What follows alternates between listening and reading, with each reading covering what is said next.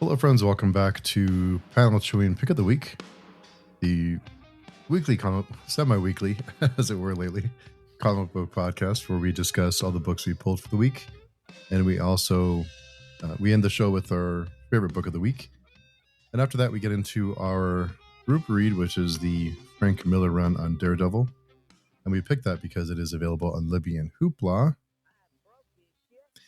And it's free to read for anyone. Just all you need is a library card, and you can borrow the book and read along with us. We read 2 issues per week. And this week we are talking about issues 187 and 188.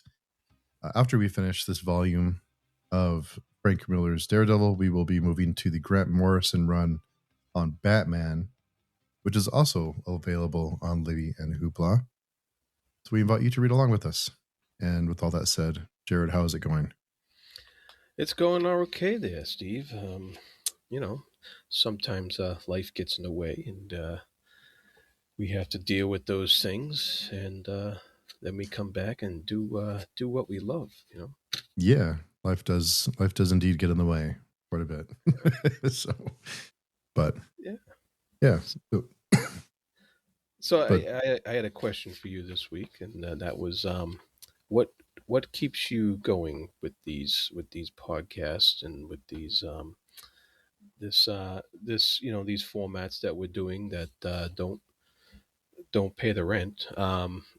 They are definitely labors of love, and we have lives, we have jobs, and so what keeps you going to be doing this type of thing all the time? it's a good question, I thought, because like you said, it does not pay the rent. It doesn't pay anything really. It's all just for fun. I think the only real benefit we get from this podcast is we get some access to the distillery library because they offer to add us to the review list, so we can log in and read some books early. So that's, of course, we want to thank distillery for doing that for us. We've had a couple others that have offered, but haven't gotten the access yet. So maybe one day. But Yeah, that's yeah, awesome. That's yeah, awesome they do that. Yeah, I like that. yeah. And I'm always sure to buy distillery books now. Whenever I'm at the store, I'll pick it up whether I'm going to read it or not, just as a way to support distillery. But yeah, I think for me, it's fun. It's a way to release. It's a release. It's something to get away from, like you mentioned, jobs and families and other responsibilities, and just talk about fun things. For me, it's more of a creative outlet, trying to do something creative, trying to create something and share it, and really just share love of reading with everyone, and hopefully people enjoy it.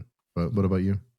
Yeah, that's right. It is a creative outlet. And I've been involved with many different creative outlets over the years, and this is one that kind of fell upon me during because of the pandemic. You end up stuck at home, and you look for different creative outlets to do, and the thing about it is what I noticed that what I love about it, and what keeps me coming back again and again, and doing my own channel, and Mhm. doing these podcasts here on page viewing and stuff, um, is the fact that I don't feel like I'm reading in a bubble anymore by myself. I don't feel like I'm just reading something and going wow, and then not having an outlet later on. Uh, Mhm. or just a very limited outlet with immediate friends and family who aren't doing the same things as me, and they're not reading the same things, and there may be an occasional crossover, but not as vast as the exposure to a lot of other people we have through page viewing and through YouTube and stuff like that, where you can get multiple different opinions on what you just read, and you have this outlet to say, yeah, I like this because of this, and it's interesting to see when somebody else says, yeah, okay, that's a good point, or no, I didn't like that because of that, and you get that interaction, and fortunately most of the interaction has been pretty good.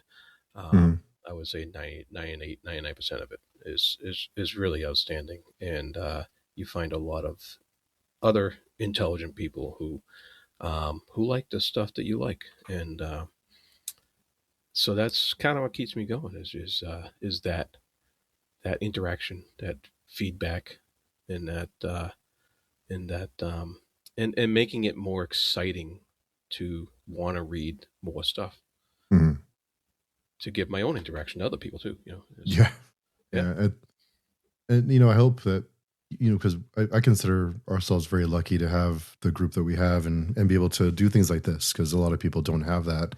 yeah, And it's something that, like you said, you hear different opinions and different perspectives. And I mean, I can't tell you how many times I've read something and I hear someone else say something about it like I never thought of it that way, or I didn't catch that or whatever. So it's a way to learn and to kind of broaden your horizons and hear different opinions and different kind of perspectives. But yeah, it's and also it keeps me on track because there's times when it's a busy week or whatever, but it's like, well, I have to be sure to get to my stack this week because I know we're going to be talking about it.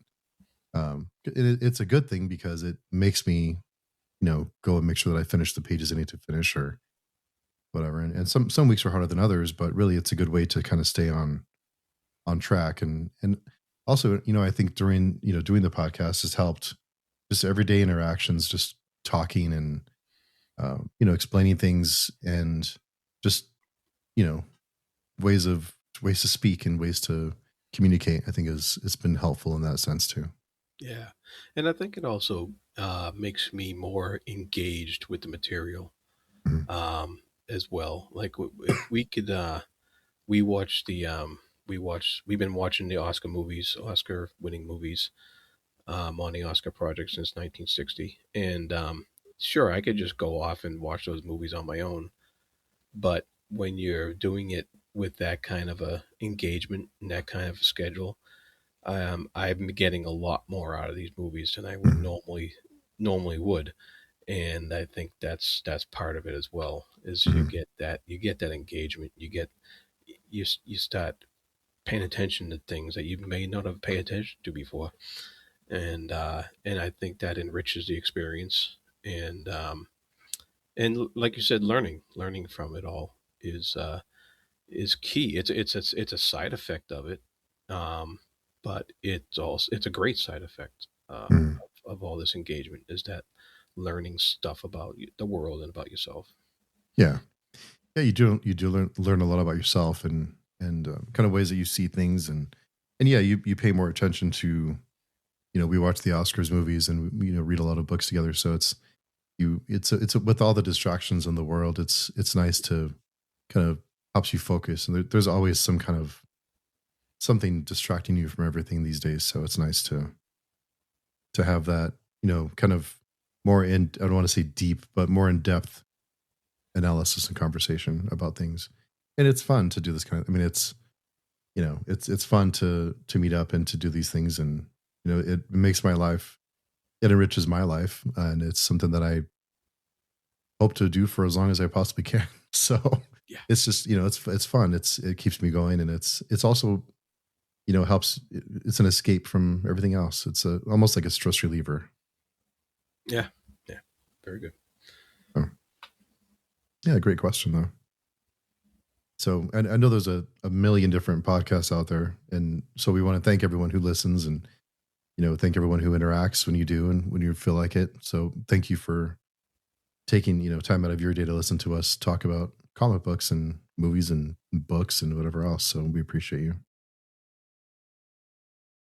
So with all that said, let's go and get to the books this week. Not too long of a list this week.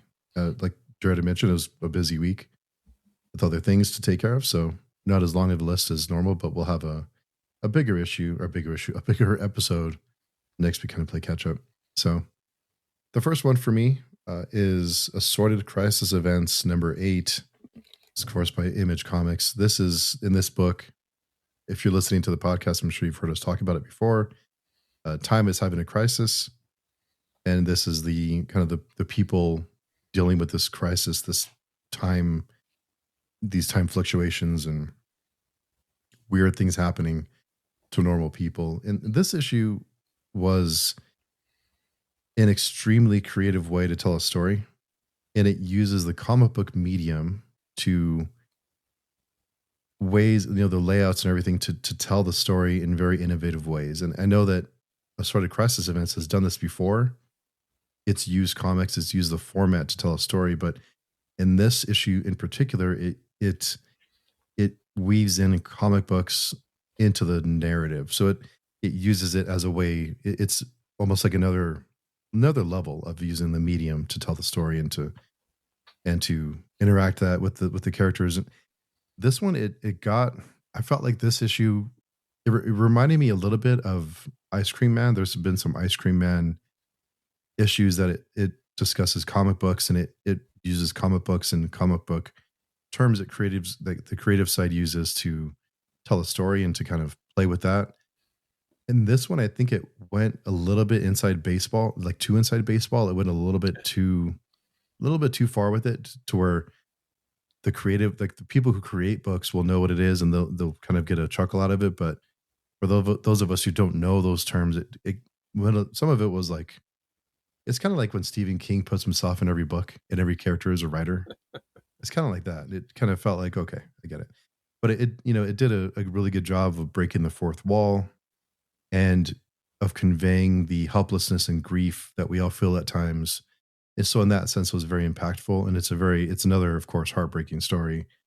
And so, yeah, it's a really, really solid issue. It wasn't my pick this week, which isn't too common for Assorted Crisis Events, but really, really good issue. I just felt like it went a little bit too hard on the comic book lingo stuff. And I know it was weaving it into the story, but it got a little bit, okay, I get it. It kind of a little too Stephen Kingy for me. So, but no, really, really good issue, really impactful, really effective. Just was not my favorite of the week. Cool. I look forward to Yeah. that. And my first issue here is actually a very, very old issue in ways.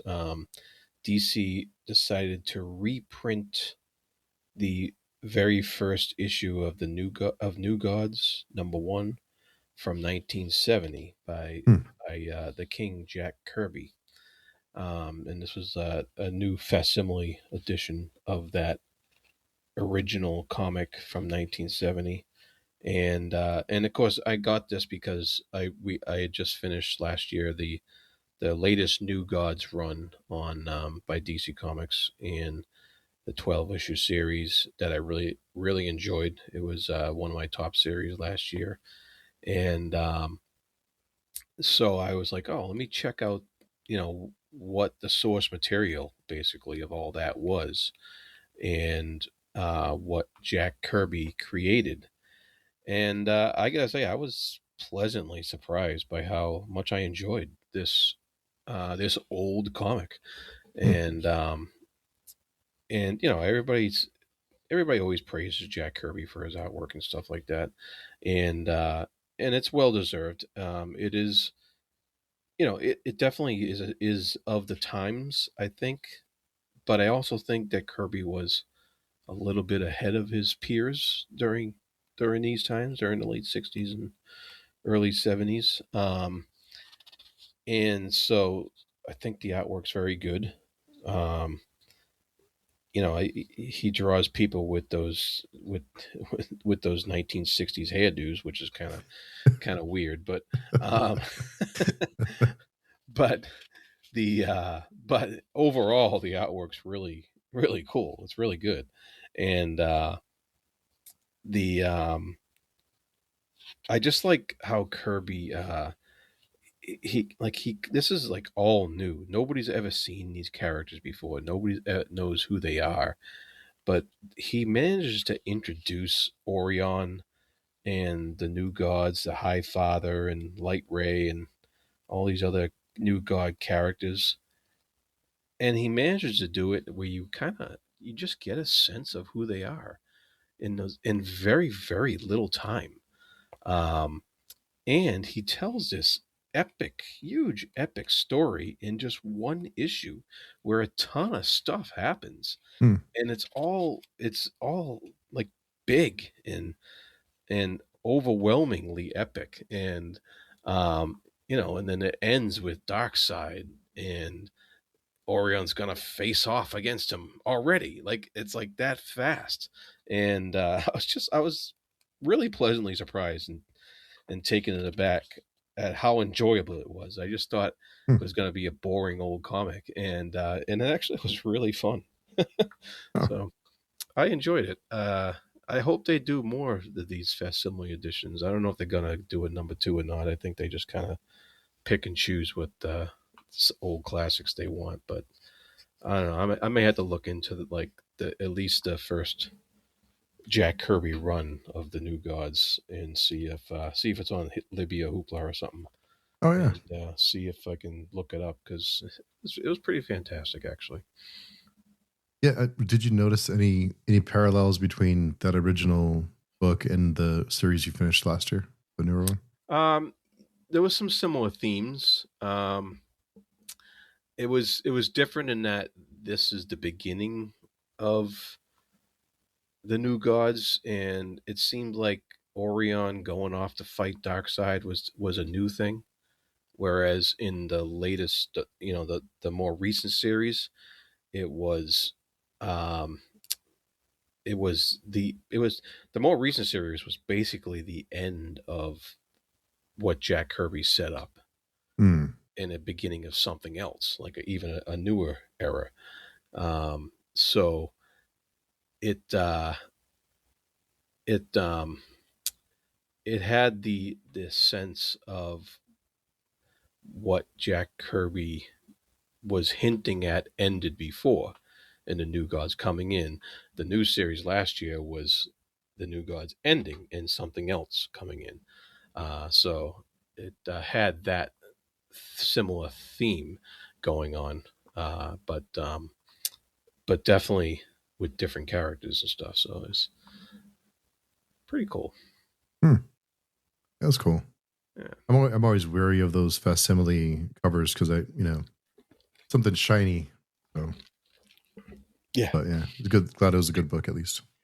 It is a good book, at least, yeah, and it has all the old original ads in there Oh, cool. from the 1970. Like you get an ad for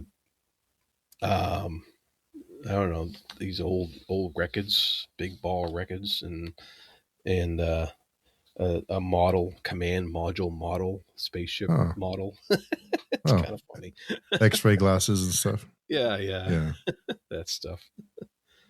that's pretty neat. I like that they leave the old ads in there and not Yeah, replace them with something distracting or yeah, out of and place. they even kept in an old interview with Jack Kirby. Oh, okay. They included in the original issue, so it's it's pretty cool. If they're gonna do these, I wish they would I wish they would do like the first arc or something, like the first few issues. If the facsimile sells well, maybe reissue the first arc or something, so people who read it and are interested, they can go back and read the first arc, the first few issues, just to kind of appreciate the stuff that came before. Yeah. So the next one for me is Good is Dead, number 5. So as the scope of the story expands, it's becoming clearer to me that this is way more complex and just layered than I realized. Kind of first few issues, especially the interpersonal relationships and the characters and their history and the history of the town. There's a lot going on. There's a lot of things happening here, and I think I started to lose track of who's who and what their history was, and there's a lot happening. This is a book I think you will read better in a trade all at once. I think it'll kind of one after another will be a more effective way to read it. And the release schedule has been good. The release schedule hasn't been an issue, and kudos to them for that.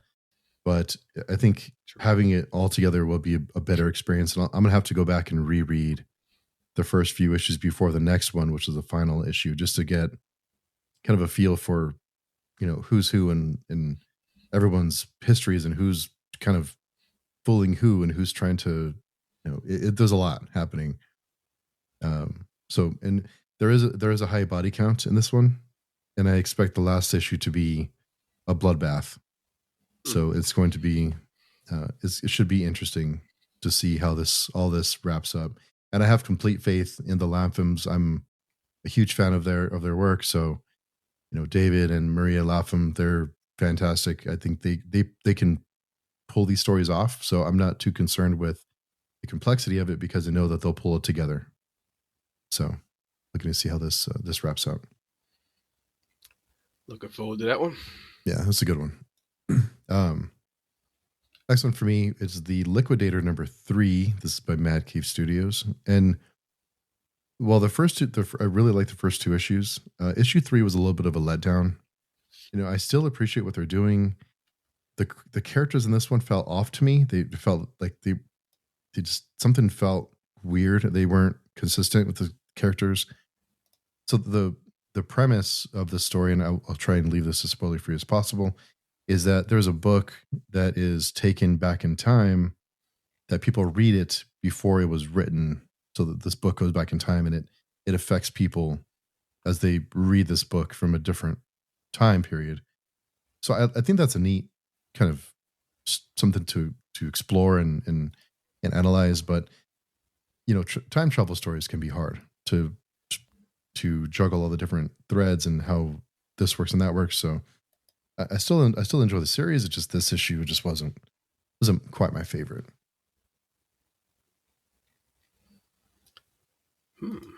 Yeah. Right. Well, that's on my list as well. Yeah.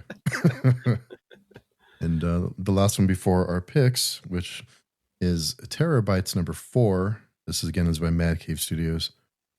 It's another good issue that pushes. There's a main narrative that runs throughout the whole series, but each issue has a kind of a separate storyline that connects to the main story, and so it does a good job of moving the main story along, connecting to the story that they're telling, kind of like a one-off each issue. So on this issue, the side story takes aim at YouTubers like Mr. Beast and also at AI, and the story is pretty predictable. There's not a whole lot that happens you're going to be shocked with, but I think it does shine a mirror at people who consume certain content when it's exploitive and it's just for clicks and engagement. And it's a little sad when you take a step back and look at the kind of content people make that they can exploit people and can, just kind of be a thing that, people do these things for attention and for their own money and their own quote unquote brands. So it is a little bit of a, you might want to, you have a different perspective on the things that you consume after this, if you're a person that enjoys that kind of stuff. And no judgment, just, but that's kind of what the issue explores. So overall, another good issue. Well, seems like we've had a bunch of good comics this week. Yeah, maybe the trombone hasn't made an appearance for a little bit. Maybe we're getting better at our picks. Curating. Yes. But with all that said, it's time for the picks of the week. Yeah. My pick of this week is Minor Arcana #13. And it should be no surprise to anybody that this book, this series by Jeff Lemire, is occasionally going to make a pick of the week because Jeff Lemire is a good comic book creator, hands down. He is really good, and when he's writing and drawing his own stuff is when he's at his best. And this book reflects that. This particular issue #13, it just continues the story of main character here. What's her name? Teresa, I think it is. And it's interesting. She's I it's hard to say anything without giving anything away, but Yeah. she's continuing to explore different facets of her relationship with the people in the town, where she's on the one hand she's pissing them off, and on the other hand she's trying to help them, and her version of help is not always what her friends want. um, and so Lemire does a really great job of exploring that, and of course then you throw in the little bit of weirdness, the minor arcana, that's going on in her life, and what that kind of throws a wrench in the works of what she's trying to do half the time. And this issue was a standout from all the other ones because it left us with a extremely tense and amazing cliffhanger. So Hmm. I thought that was pretty well done on Lemire's part, and it gave us a new facet to her abilities as in Arcanist or whatever she is. And so I'm looking forward to the next issue a lot because I want to know not just what happened, but how she's able to perceive what happened. And if you Hmm. read the issue, you'll understand why I said that. But but without, yeah. So trying not to give anything away because it is an ongoing series and an ongoing story, and it's amazingly ongoing. It's not. He's not like giving solid cutoffs for the trade. He's not writing for the trade with this series at all. It's an ongoing story that just keeps going, and there's no natural breaks for. I mean, I'm sure he's going to break it up somehow for trade paperbacks, um, but even the trades are going to have stuff that doesn't tell you that's going to want you to continue on to the next trade if that's how you're collecting these. But Hmm. it is definitely a great run. Um, I hope he can keep it up for even longer. It's been really good. It is a really tough series to explain without giving things away. Yeah, it Yeah, is. it's a tough one. Yeah, it's Jeff. I've heard his name pronounced Lemire and Lemire, and so I'm not sure, but he's one of those creators that whatever it is he's doing, I'll give it a shot, just because he's one of the. It's like Jeff Johns, Rick Remender, Becky Cloonan, Garth Ennis. Those are the creators that I'll always give whatever they make. I'll give it a shot just because they're so damn good. But so my pick this week is one that we both read. It was my pick, but Jarrod didn't quite make the cut for Jarrod. but which is American Caper #3. This is by Dark Horse Studios, and this one I love when a story takes characters and the characters make a bad decision after bad decision, and they go on this downward spiral, and it just gets worse and worse and worse, and it just goes out of control. And in this series, it's a look for those of you who aren't familiar with it. It's a look at kind of the quote unquote American dream. It pokes fun at everybody. Every character is the circus mirror exaggeration of types of people that we all know. There's people who are far left, there's people who are far right, and there's people who are assholes and these rich people who do a bunch of crazy things, and it's hilarious. Everyone gets a turn at being made fun of, which I appreciate because it makes you look at all of the madness and kind of, I think with all the things going on in the world, it's important to just kind of take a step back and realize how ridiculous all of it is, and just to, you know, it's still sad, but it's still fun to poke fun at everybody because the ridiculousness of all of it, even though it is scary at times. So, but this is a good escape. It's a good way to enjoy a funny story. It's just ups and downs, and there's crime, there's corruption, there's just the humor in this is I laughed out loud more times reading this than I have in a long time, maybe ever. It's just really funny. It's ridiculous. It's over the top.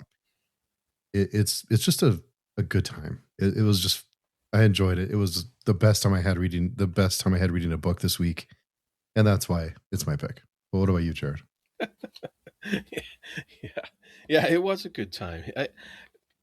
What I really appreciate about this book is the advertisements in here. Yes. Yeah. They are so hilarious. The first one with the Recluse Ranch in Glamp Ground, Yeah. that like at first I don't want to read those because I want to continue on with the story. Mhm. But for some reason, that one caught me, and I started reading it, and it was so hilarious. Um, you know, especially the line in here about you probably read a bunch of nonsense about how the internet is bad for you. We believe differently. Yeah. I was just reading that and I was cracking up. And so you're right. There's some funny stuff in here, and it's all overlaid upon some really deep issues that are actually going on, and it's making you laugh at this stuff because if it was too serious, you start crying, and Yeah. it's Yeah. because you like you said, it's so over the top. These people are so caricatures of all different aspects of people in American life, and they're not real, but they're just these weird reality caricatures of of just some of the absurd stuff that goes on in life, and it fortunately we can read this and we can laugh and have a good time and not take things too seriously, um and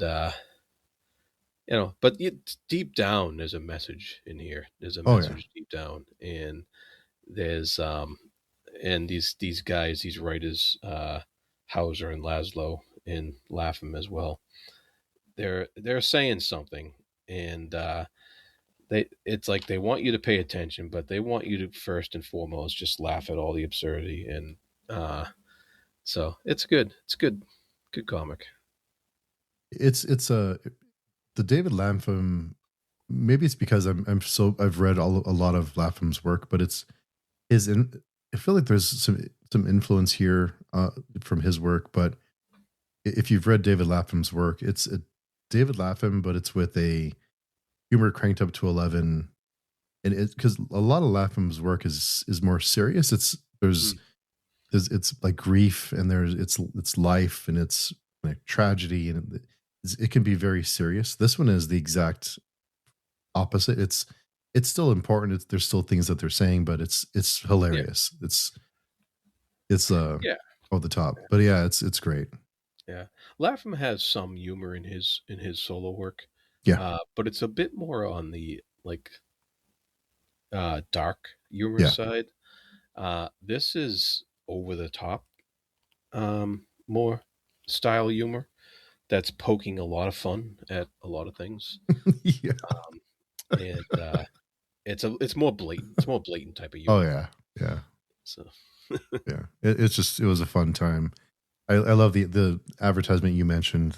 It's like this skate this like this retreat for people who just want to be on the internet all day, just like who just want isolation and internet and ignore the that's world. yeah. It's the sad part is I can kind of see that happening someday. I wouldn't be surprised to see a billboard on the side of the road Yeah, advertising that very thing. yeah, and I think that's kind of what makes it funny too. Is that for as over the top of these characters are, there are people like this, and there are kind of people. Well, I can see someone reading this without having context of it being ridiculous and being like, "Oh, that sounds like fun. Like I want a weekend where I just sit around and spend all day on the internet and not go outside and not touch grass."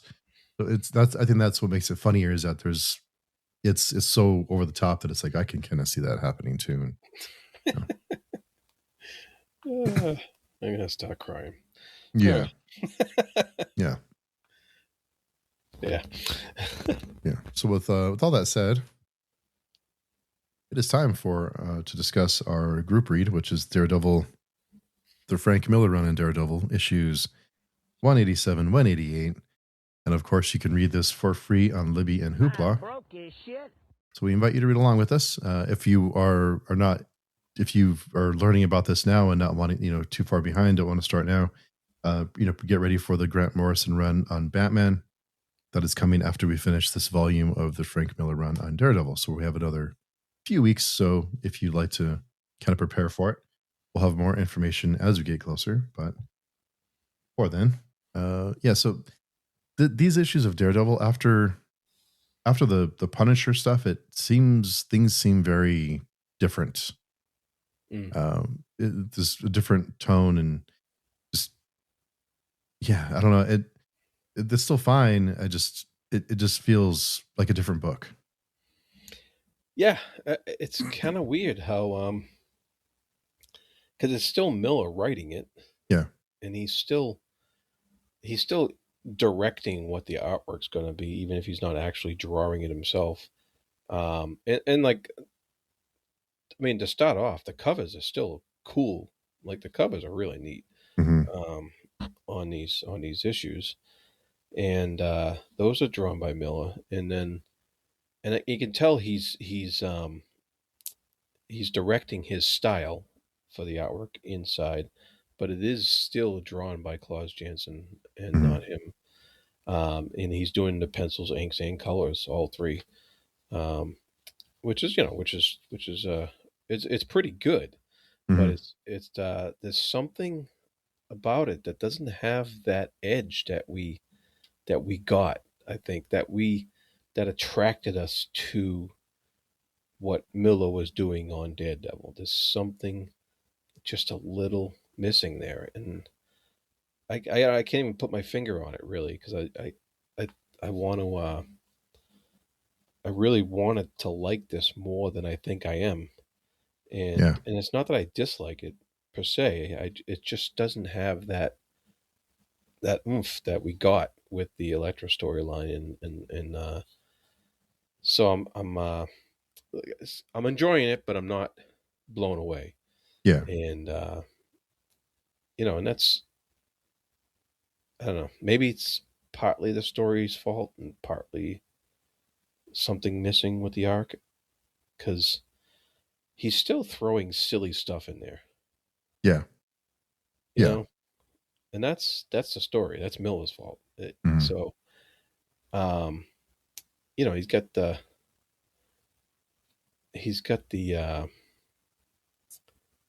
what is it? Cancer spikes from the hand. Like the Black Widow steps on a spike and gets cancer, and I'm like, okay. Yeah. I mean, I guess cancer was the big topic back in the day, but it's just kind of strange. And I mean, I like the fact that the Black Widow was working for Nick Fury, and then he goes back to the bar again for the questioning thing again. Like every issue almost. I'm just like, really, again? It's kind of a really overdone. I could see it being a joke at points, but now it's like the joke's gotten really old. And now he's resurrected this Kirigi guy, this super ninja or whatever it is. Yeah. Yeah. I just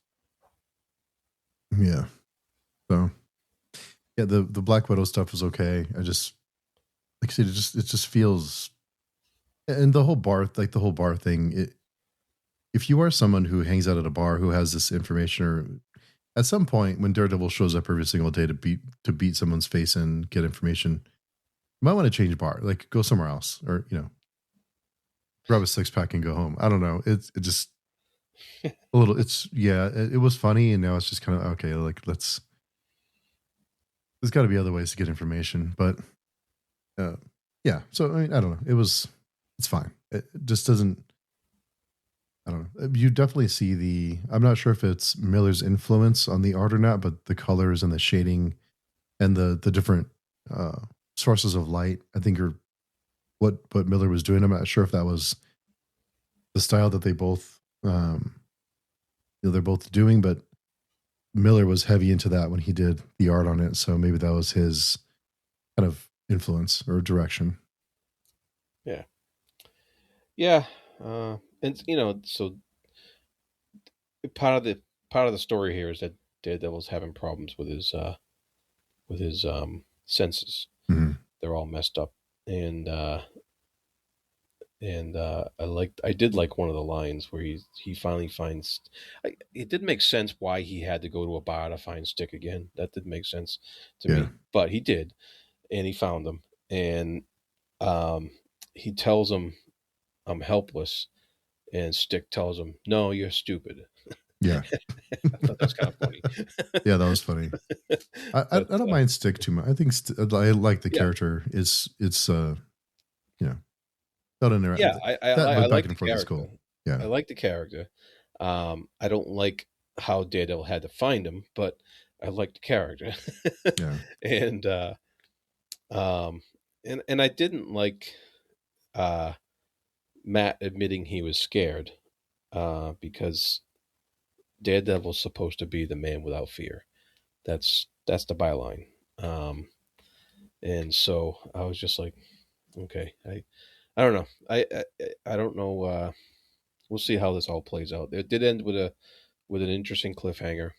Mm-hmm. Number 188. Yeah. So I do want to see what happens with that cliffhanger. But Yeah. I do feel like it's the momentum it had with the bullseye and the Electra stuff. It feels like that momentum is, and I hate to say it, but the whole, like, some of the silliness, the uh, some of those silly characters, it kind of it takes that momentum away. I know it can't be pedal to the metal all the time.